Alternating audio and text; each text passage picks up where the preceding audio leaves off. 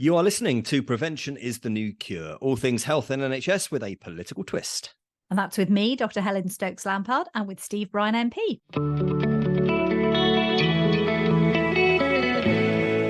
Hello, Helen. Episode 18. What a week. Oh my gosh, Steve. Yesterday, it was awesome. I was watching the news yesterday morning and I saw that sequence live when they said, okay, there's a car pulled up in Downing Street. The security detail's getting out. We're not sure who's getting out now. And it is David Cameron. And I mean, nobody, apart from his very close friends, saw that coming. What did you think? Well, I was in morning surgery and my phone sort of lit up. And it really was a comedic double take moment. I had to read my phone twice and then I had to open the link. And of course, you know, BBC sends you out these alerts saying something's happened and you then can't read much about it for minutes. And so I checked back in after the next patient and it was a bit of a jaw drop moment. I mean, I'm still processing whether it's a stroke of absolute genius or whether it's a desperation. I mean, you'll have your views on it, Steve, but I'm quite impressed, actually. Well, look, I mean, I think where it's political genius is that it has taken the Home Secretary who's been sacked off the front pages. Now, I suspect that she will have more to say, which will put her back on said front pages. But it's done that. I mean, Suella Braverman had to go. You can't speak on your own outside of government policy, outside of collective responsibility, and you certainly can't set up things against the police in the way that she did. And I think the Prime Minister had resolved probably before last week's Times article that it was time for a change. And he was always planning a reshuffle, no question about that. So for David, look, I think it's duty. I think he's been a bit bored since he left office. I think he wants to help. And I think it's no more than that. I mean, being a Foreign Secretary in the Lords, you're not tied down by votes in the Commons. No. You are a bit freer. And, you know, it's a wonderful, wonderful gig, isn't it? That's remarkable. I mean, you know, phenomenal experience. And he's hugely respected around the world. That much has been very clear from sort of social media and stuff subsequently. And I mean, there was definitely a feel-good ripple that I picked up on. I'm not sure I'm curious what it felt like in Westminster, because obviously I was very much on the outside world, on the medical world, and we'll come on to the medical changes in a minute. But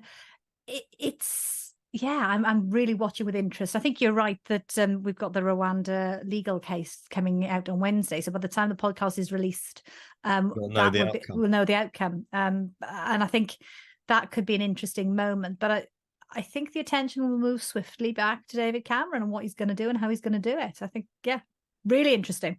Yeah, and as you alluded to there, we do have a new health secretary. So Steve Barclay, after a fairly long tenure in the role, given by the current standards, he's now become the environment secretary. Therese Coffey was sacked out of that role. So Victoria Atkins has taken Steve's place. Yeah, I don't know Victoria. I've not on my path. I haven't crossed with her, although several medical colleagues have worked with her on things like Mental Health Act or on work around with gender pay gap and stuff like that, have spoken highly of her. What's your impression? Yeah, well, we've been in Parliament together for 8.5 years, so I know her quite well. She's a very friendly person. She's a listener, which I think is not always the case in Westminster. I'd say she's got a fair level of emotional intelligence, actually, as well, which I think will go down well.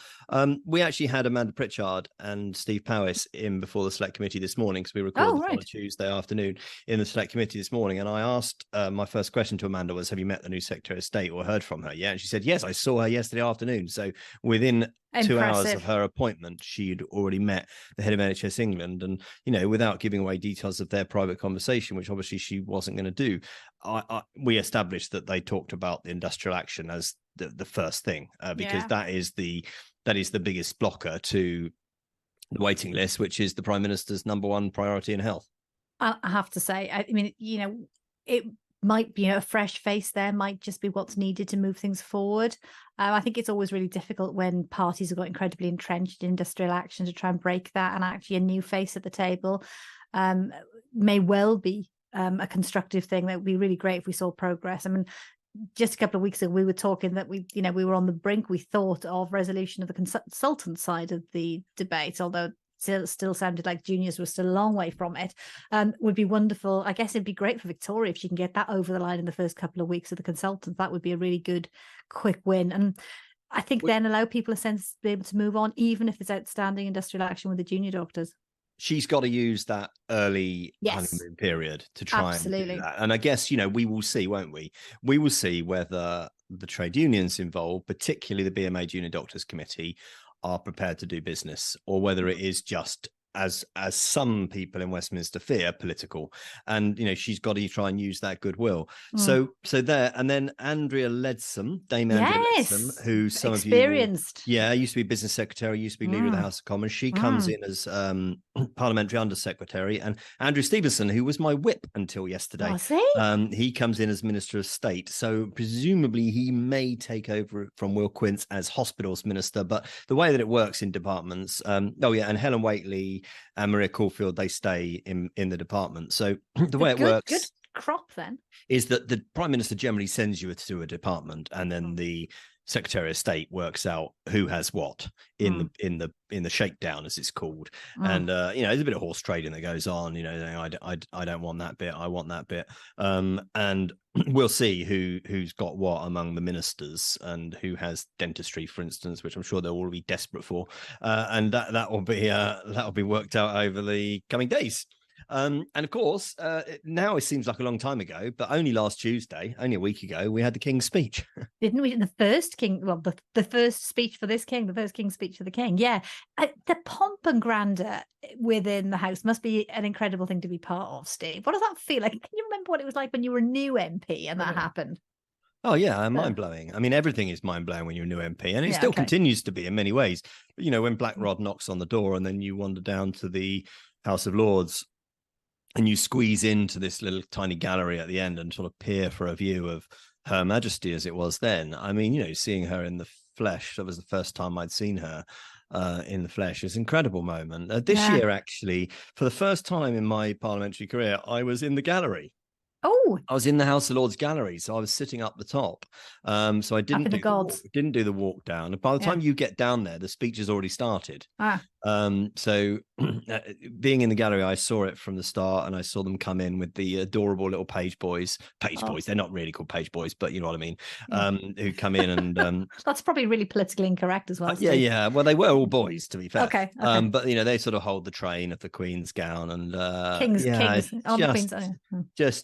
The Queen's gown. The King, the King had his own. But they were adorable. And so there wasn't much health stuff in there. I mean, he mentioned the waiting list, and he mentioned the workforce, but the only bill really, I suppose, is the tobacco and vapes bill. I mean, that we talked about, that's what it's going to be called. Legislation to create a smoke-free generation by restricting the sale of tobacco, so children aged 14 or younger can never be sold cigarettes, and to restrict the sale and marketing of e-cigarettes to children. So that was in there. And the medical director of NHS England, Steve Powis, was urging MPs this morning at our session to vote for it. And good. I will. What wasn't in there was no mental health bill, which many of us disappointed about. I'm very disappointed at that. So much work has gone on to get that moved forward. It's ready to go, and I think there would be bitter disappointment that hasn't. I mean, it doesn't mean that it can't happen, but I think it's just deferred it. What do you reckon? Another year, Steve?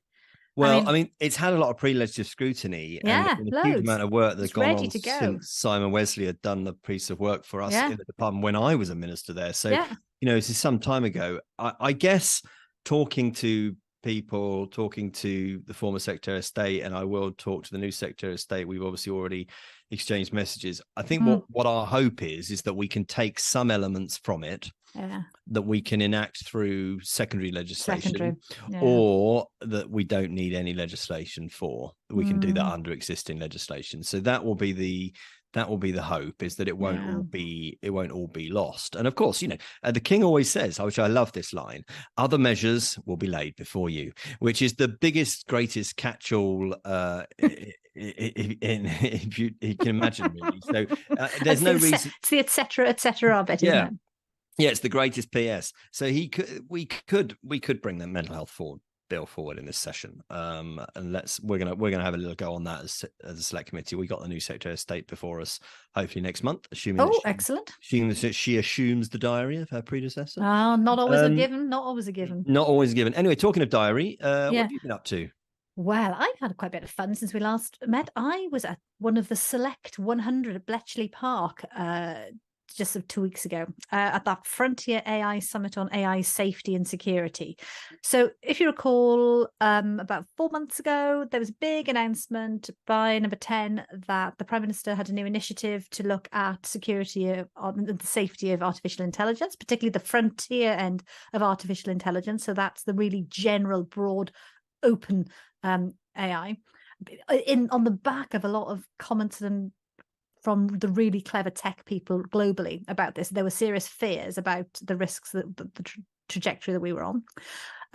A fabulous group was set up of brilliant technical people, and there was a sudden realization that they needed a bit of governance and check and challenge to that. And so an expert oversight group was drawn up, and I was asked to join it. So in September, I got one of those interesting phone calls, just at the time when you've said, I'm not taking on any more pro bono work, I'm not doing any more advisory, I've got to focus on the day job. And then something that's just too interesting to pass you by happens. Anyway, I ended up at Bletchley Park. Oh my goodness, what a fascinating place to be. I mean, we could chat for ages, and that's not really about the health prevention space, so I will keep it short, Steve. But I think from our point of view, the phenomenal potential that artificial intelligence and generative AI is going to offer us in health and care and in the prevention space mustn't be underestimated, so long as we get the safety and the guardrails piece right as well. And I think what we should be reassuring to people is that a lot of really clever people are thinking and working hard to make this happen. And there is a massive global desire to work collaboratively. There were 28 nations represented there. And there was a really important sort of first step declaration, the Bletchley Declaration signed, and these summits will continue, although I suspect I won't get invited to too many more. It's not that I blotted my copybook, but I think my areas are a bit niche for the global bits. I think we're off to France and Korea next. I was going to say, what did you do? Of course, the home of the code breakers, the famous World War II code breakers. I could imagine you being a code breaker, Helen. Could you? If you had been around, I mean, if you'd been around in the Second World War, I could imagine you at Bletchley, being a kind of very powerful woman code breaker. There were some awesome women there. It was really great to be there and sort of feel that you were sort of treading in the path of others. But I'm not sure whether I'm focused enough. I mean, I just love being interested in so many different things. I think they needed phenomenal concentration and focus to do what they did. And then you look at other roles that women played at that time, in the sort of, espionage and spying and so on. But my grandmother actually, on a more mundane but incredibly important level, worked in munitions factory. So my grandmother in South Wales helped sort of fill shells in the Second World War. There were lots of roles that women did that were perhaps unsung at the time. Look, a couple other things, and then we've got a guest today, so we won't go on too long about other stuff. But there's been quite a bit in the press that I've spotted about dementia, and there seems to be a downward trend in dementia diagnosis, and this is not just domestically. This is in Asia as well. And did you see that story? It was in the FT. What do you think? So, Steve, this is really interesting. We talk a lot about how bad things are, how we need to do better, but I think this is a celebration story. Yes, there has been a measurable decline in the incidence and the number of cases of dementia. I mean, still, we've got huge numbers of people with dementia, and it's being diagnosed every day. But it looks as though the improvements we're making on people's cardiovascular health by improving general lifestyle and well-being, so whether that's about interventions to dietary, weight, lifestyle factors, but actually fewer people are getting dementias. Now, dementia is a very big cover-all term. Alzheimer's is the commonest type of dementia, but we have vascular dementia, and the things that trigger vascular dementia, which is effectively like a series of mini strokes, are the same sort of things that trigger heart attacks and full strokes. And so all the cardiovascular disease prevention logically should reduce the incidence there. So that's probably the biggest one. But even that seems more than researchers would have expected. So yeah, there's clearly a lot of research to be done. So the research that I read said that because there's better cardiovascular health, that is likely to be a significant factor given the proven links between the two. Just briefly, what's the medicine behind that being linked? So that's because a large chunk of strokes are related to having, large chunk of dementia diagnoses are related to mini strokes, where little clots go off in the brain and bits of the brain die effectively due to the lack of oxygen because there's a blockage in the way. So if you reduce the chance of those little clots flying around the body, and those are the same things that reduce the chance of, sort of cardiovascular well-being. So that's reducing your blood pressure, salt in your diet, alcohol, smoking, all those sort of things that we know are part of living well and living healthier also help to reduce a whole heap of cancers as well, we know. Then the added bonus is seems to be an association with reduction in dementia. However, there's got to be other things as well, because this is bigger than just cardiovascular health and weight. So, I think we still don't really understand it all. Interesting. And then just finally on this, because it's sort of linked in a way, is that I spotted this story.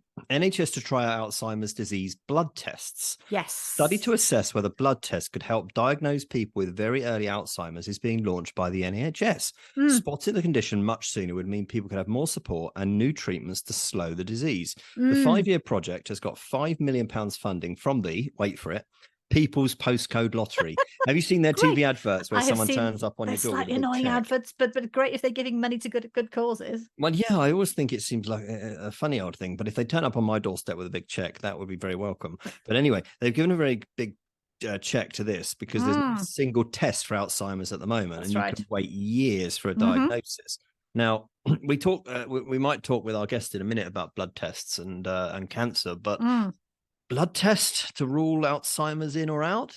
So this is back in medical school. So I trained in St George's in South London, and I remember having lectures as an undergraduate from one of the pathology professors about amyloid and the various proteins related to dementia that are there and measurable in the system. And so the principle behind this hypothesized blood test is that these proteins are detectable years before there are signs and symptoms of dementia. And so if you had a simple blood test that you could do that said, you've got a really, really high chance of developing dementia in the next 5-10 years, you could then target drugs for those people at that stage, the problem with all the drugs that have been developed so far for dementia is that by the time people are diagnosed, it's a bit too late because people are already quite advanced.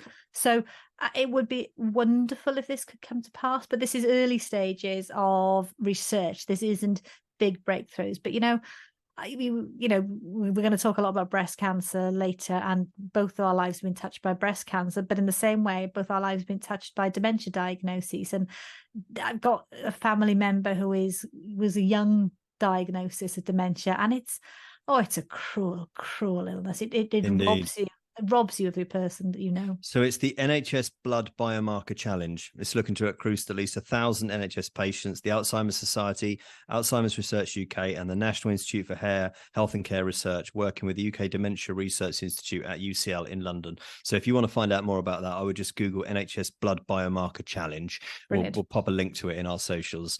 Anyway, let's take a break and then we'll introduce our guest.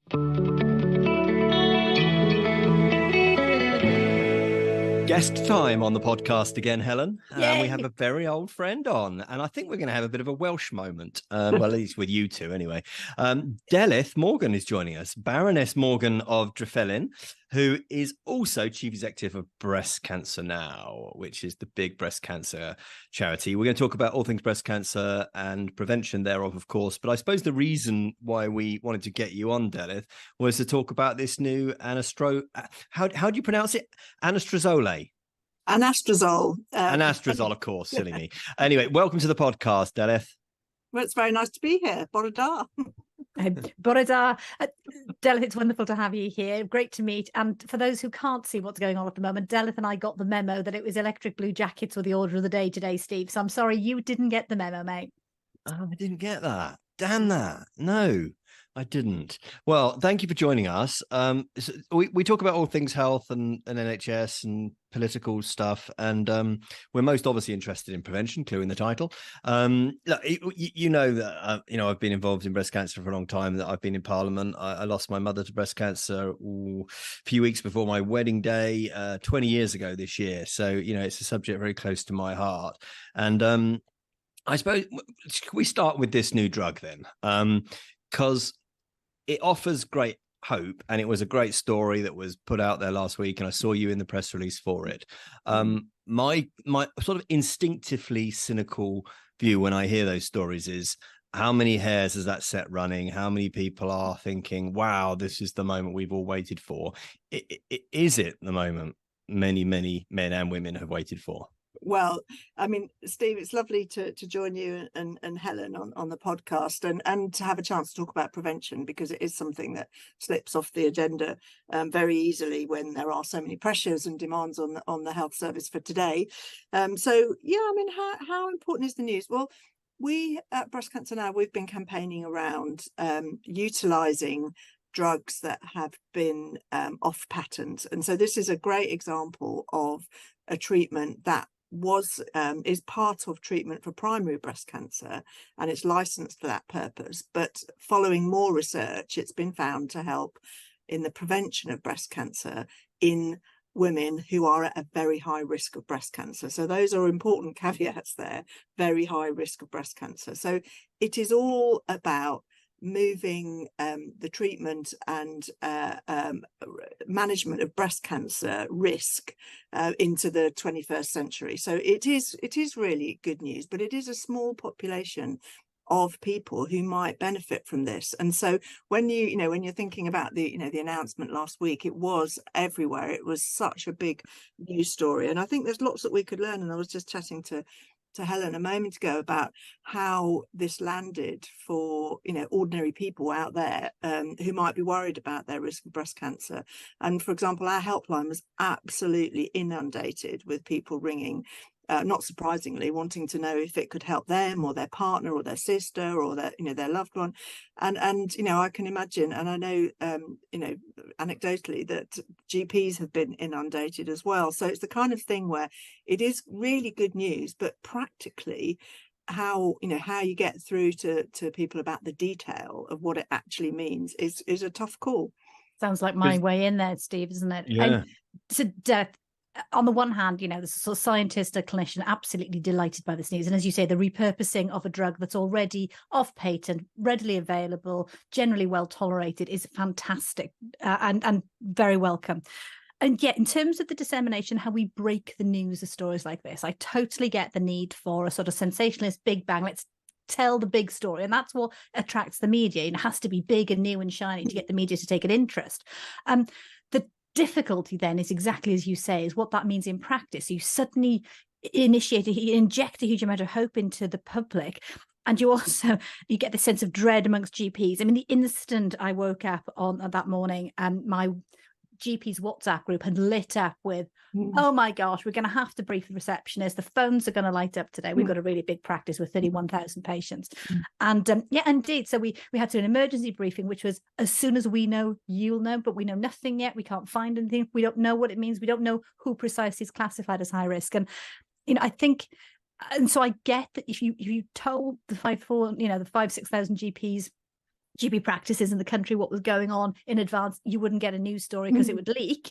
But also, the minute a news story breaks, having a link to an NHS website, so trusted single source of information, just feels like a no-brainer to me. And I'm sure we could get somebody relatively junior to get the website with the basic facts there, which I think could save us all this stuff. That is such a good point, because people love the NHS website. It is such a comprehensive source of really trusted information, and I think from a charity point of view, there is just so much more that we could do to support the NHS on this kind of information. I mean, we've got our whole organisation, our whole research community, all our professional professional networks. They're all really interested in breast cancer, and they're all the experts. And what we could be supporting the NHS website to have that information for occasions like this at their fingertips. And we've actually had a recent campaign that's just been really successful actually on that front. So with metastatic secondary breast cancer, there's a real need for women who've had primary breast cancer to understand what the signs and symptoms are of breast cancer coming back. And this is something where GPs would rightly need more information and support, and we've been really kind of harassing probably the NHS website people to update their information so that you can now go on the NHS website and get that information, whether you're a GP, whether you're a patient who's had primary breast cancer, and it's all there. What are the signs and symptoms? So it's a really good learning, I think. Delyth, it seems that from the reporting last week, and of course the headline was tens of thousands of women set to benefit from NHS drug to prevent breast cancer, which is clickbait heaven, isn't it? Yeah. For many. But it seems, from my understanding, and correct me if I'm wrong, that anastrozole has been used for quite a number of years, the breast cancer treatment. But what's happened is the MHRA have now prescribed it as a preventative option. And I think that's come through something called the Medicines Repurposing Program. And I know breast cancer now, you've been working with clinicians, researchers, putting a lot of money for years into these sorts of drugs. But am I right in that? And what is the Medicines Repurposing Program? Yeah, sounds really dry, doesn't it? But if you think about the process for making new drugs available through the NHS, there needs to be a license first and foremost, and then there needs to be NICE approval, and in order for it to be shown to be cost effective. One of the problems with getting a license for new uses is the drug company. If it's gone out of patent, there's no incentive in the drug company that held the patent that's gone out of date. There's no incentive for them to put the work in to get all the regulatory processes in hand for licensing. So it means that often cheap drugs that could help in a new setting don't get the license. So we campaigned, as you know, Steve, because I think you supported us through it, to get a group of drugs called bisphosphonates that are used in osteoporosis and can prevent the spread of breast cancer, and they're really cheap drugs. So we campaigned to get them relicensed, and we had to do a private members bill. It was a really massive campaign, but as kind of keeping the drip approach of talking about all the potential for these new uses. The Department of Health and NHS England actually did set up this new group, and anastrozole, the reason why we were so pleased about it, is the first drug that has gone through this process where where NHS England has pushed the licensing. With that, there's no drug company here pushing it. It's the actual NHS England that have pushed to have it licensed. So it sounds very dry, but it actually is really helpful, because it means that these cheap drugs can actually get through, as well as the really, really expensive innovative ones. We can get the repurposed ones as well, which is obviously good for the NHS in terms of the cost of all these new innovations. Yeah. Yeah, I mean, the cost of treating somebody with breast cancer purely just at the hard-nosed economic line is so much greater than the cost of providing these drugs to prevent it in women that we know are high risk. And I think, so I guess the next question for me is there more we could be doing to identify the extra high-risk women? And I know you've done a lot of work on this. And secondly, I wanted to pick up, Delyth, on your really important point about the informing people and providing information better for GPs and patients about secondary and recurrence. Conflict of interest declaration, other cancer charities are available. I'm a trustee of Macmillan Cancer, and I recently did an awesome visit to Liverpool at some of their sites, and there was a really powerful moment with a patient who lived experience moment, talking about how angry she'd felt when her recurrence that happened 15 years after her primary diagnosis, actually 17 years after, was initially attributed to something else. And, she couldn't seem to sort of get through to the GP. And she says herself, I didn't articulate that my real fear was that what I had was secondary cancer. Yeah. And the diagnosis had just fallen off the bottom of the list. Everyone had forgotten that she had breast cancer. And I think there is something really important there. So sorry, I had 2 points, but yeah, no, I absolutely agree. I think what we've seen from our research, it does take several visits to a GP for a woman to be referred on for suspected secondary breast cancer or metastatic breast cancer, particularly if it's a long time after the original primary. And what we know now is that particularly for estrogen sensitive cancer, so ER positive breast cancers, quite a large proportion of those women with those type of cancers are at risk of reoccurrence. About 30%, 20 to 30% will go on to develop metastatic breast cancer later in life, and it could be, as you say, 10, 15, 20 years later. So women need to know what the signs and symptoms are, but it is about how do you share that information in a supportive way. And of course, the GP is the one who is best, often best placed to provide that comfort and reassurance. And so GPs need support, whether it's through, using a flagging system in the records. We support some training actually with Macmillan too, looking at training and support online for GPs who want this, and we know they want it because we've done research asking GPs what would help them most of all. So there is lots that we can do, and of course the easy way would be to make sure that we follow the NICE guidance at the end of primary treatment, and all women have they have their information at the end of it explaining what to watch out for and how to access support if they need it. And there's such a what your first question was. What was your first question? Don't worry, it doesn't matter, but the point I was going to make, there's such a legacy of women who predate current guidance and stuff. And again, with the GP records, the electronic records are very good from about 2004 onwards, and they're less consistent pre that. And I think, so I would say if you're a woman who's got a history of breast cancer, don't ever be afraid if you're in contact with your GP to say, by the way, the fact I had breast cancer in, 1998, that is flagged on my records, isn't it? Because I think those things, because that was that digital ambiguous stage. I mean, in secondary care, there are many hospitals now that still aren't properly electronic, but at least GP records are very good from about for the last 19 years or so. Sorry, Steve, we've been having such a chat here. We've kept you out. No, I was just being educated. Usually how it is in my home around the kitchen table when my wife and daughter get going on me. We talked about a positive, Delyth. There about a month, that was September, wasn't it? In September, we heard about the drug called or known as Enhertu, which was turned down by NICE, and you were quite rightly very vocal at the time.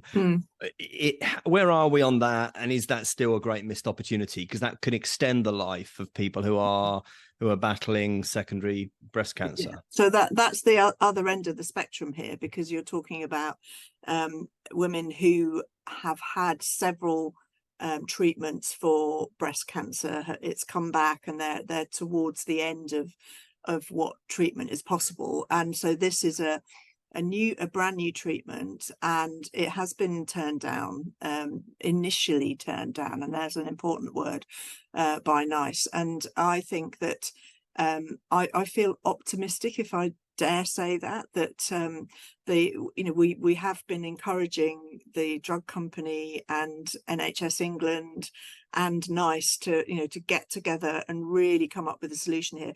The challenge is, at the risk of being far too detailed, is that the way that NICE have the way that the methodology that NICE use for deciding whether or not treatments are cost effective close to the end of life has changed.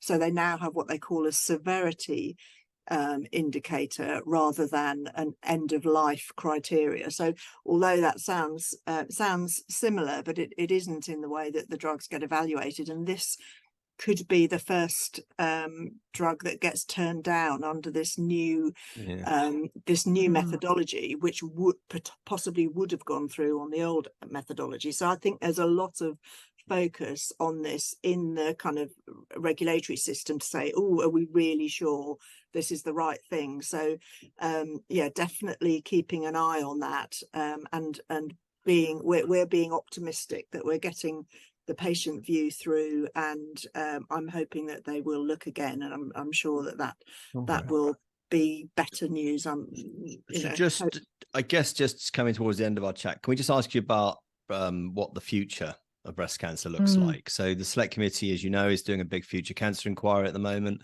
We were in Singapore last month talking to them. Really incredible research community out there, many of whom trained in the NHS. Incredible political certainty and massive research budgets. What does the future of prevention look like in breast cancer? Because obviously everybody knows the touch, look, check, and it's probably the best known signs and symptoms cancer, isn't it, of the lot?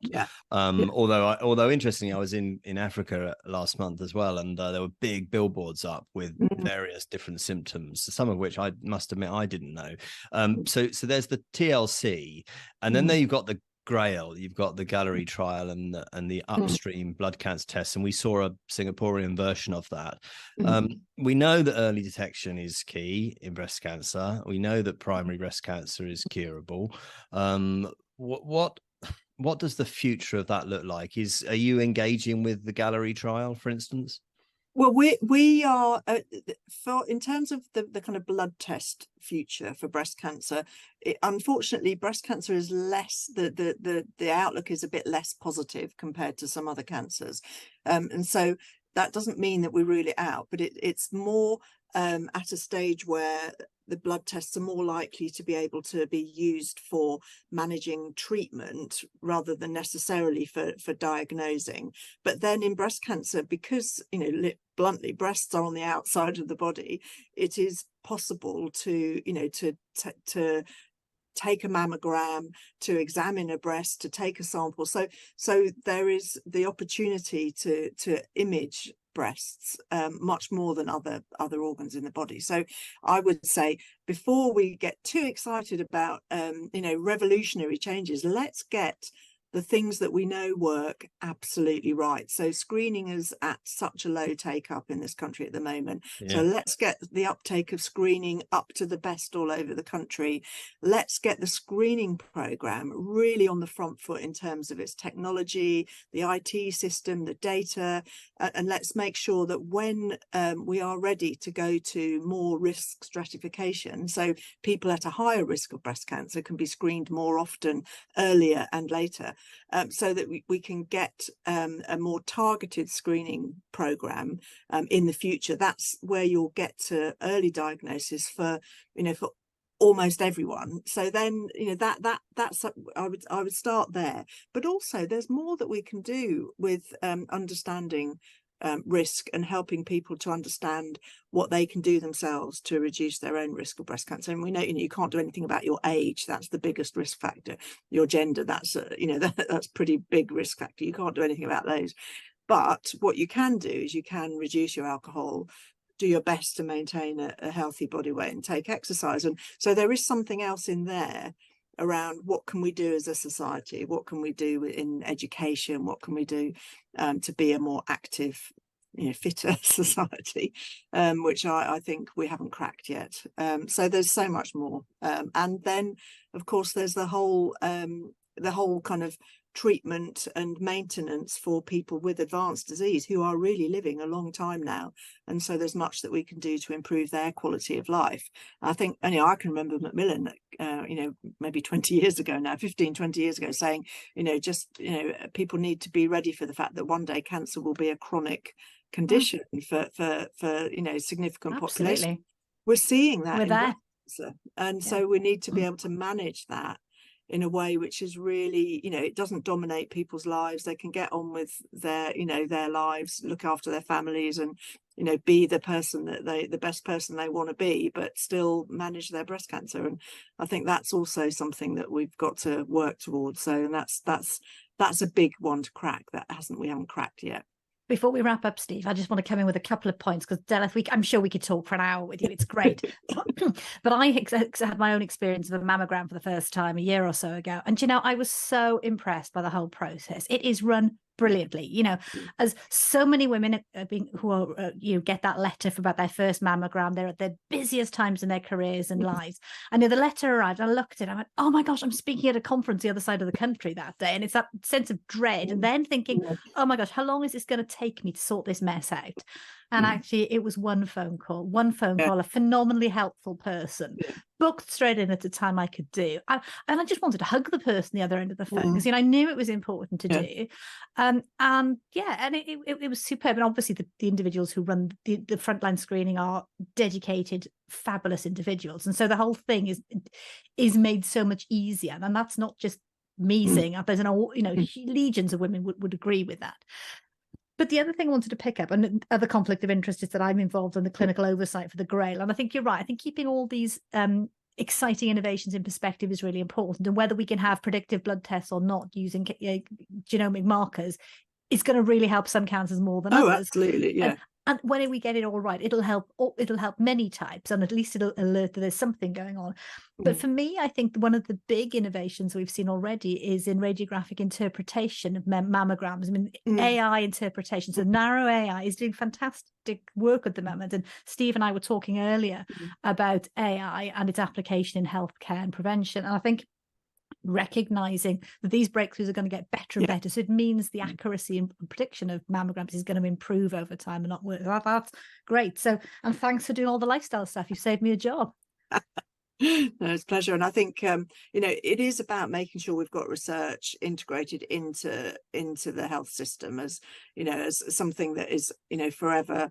We'll never know all the answers, but if we keep looking, then we'll get closer. And for me, making sure that we keep the research agenda in front of mind as well, because that's something that we're very good at in the UK, and we need to keep that in mind, I think. Brilliant. Now, Delyth, which do you think would be more suitable for Helen and I? Because I was just looking at your fundraising page earlier on this morning, right? So there's charity triathlons and swims. Yeah. There's adrenaline events. Helen particularly said she was keen to do that. Charity bike rides, charity walks, charity runs, or golf for breast cancer now. Which do you think would be best for us? Well, I think the adrenaline events, jumping out of a plane. I'm so up for that. I think that could be. I mean, the thing is, you're busy people, aren't you? So you haven't got a lot of time to train to do a very marathon. busy. Very busy people, so that might be a bit tricky. But yeah, jumping out of a plane or abseiling down a building, or those kind of things, they're maximum impact, or not too much impact. Well, according to my wife's view of my golf, any of those things would be quicker than how long it takes you to, quotes, take a whole day out for golf. I think golf is a commitment, isn't it? That's a lifestyle, isn't it? So it's great. It's great to have you on. I know there's going to be huge interest and feedback from what you've had to say, and God bless you and all that you're doing for the sector, and for people living with, and sadly who will in the future live with breast cancer. What's the website address of the charity? Oh, it's just breastcancernow.org. We're there. We're on Google. We're easy to find. But can I just say thank you for having me, and thank you, Steve. It's good to be, to be together again, and to be talking about all these issues. I know you've been a great friend to the charity for many, many years, and to the cause. And really lovely to meet you, Helen. So thank you so much for having me. Diolch yn fawr, Delyth. Lovely to meet you. Bye bye. God bless. Bye. There you go. Delyth was in the house. Wasn't it lovely? She's great. Welsh loving. It was a little bit. It was a bit. You missed the bit before you arrived, Steve, and Delyth and I were doing a bit of bonding. It was great. From Neath, apparently. Yes. So her family are from Neath. So she was actually born and brought up in London, but yeah, family from Neath. And my dad was headmaster of the big comprehensive school in Neath, former boys' grammar school. So yeah, lots of Neath associations. Great rugby town, and still got friends and family there. Yeah, no, it's good to have her on. Anyway, we will be back in a couple of weeks for our next episode. And I think one of the things the Select Committee is really cracking on with is our pharmacy inquiry, which has a big role in prevention, of course, and a hypertension test, which is something I rolled out as minister. So maybe talk a little bit about pharmacy sometime and their role as part of primary care. Be really interested to get your view in a future episode about how they rub along with GPs. Excellent. No, really important relationship. Yeah, but also we're doing a piece of work on men's health, which hasn't been done in Parliament for a very long time. Oh, good. By a proper Select Committee. And we're really looking at men's health and lots of issues around men's health, and also men's slightly awkward subject, men's sexual health, which, is a difficult subject. But so we'll talk about that. And we've been approached actually through our social media by quite a few different men's health charities. Right. I was going to say it would be good that we had a guest on to talk about that, because I think, you said slightly awkward subject, men's sexual health. It shouldn't be an awkward subject. That's part of the problem, isn't it? That society's made it an awkward problem. But we talk, I think probably because women come in for more screening, women have the babies, we talk about women's sexual health. It feels to me more openly than we do with men. So brilliant that we're going to talk about that, and looking forward to it very much. Yeah, well, I'm doing an event next week with Movember, Fab. So people will know from the Tash in November, but they're now much more a wider men's health charity. So I'm doing an event with them next week at Fulham Football Club, which is one of the only times I shall be going to Fulham Football Club. Certainly personally, I may go there again professionally, but anyway, on that bombshell, you can find us on socials. Prevention is the new cure. You can email podcast@stevebryan.com, and you can get hold of me and Helen that way, and we look forward to hearing your feedback on what we've talked about and your suggestions for future episode and future questions for pod surgery, which we didn't do today, but we will be returning next time. So that's it. Thanks, Helen. Thanks, Steve. Good to see you. Take care. Bye.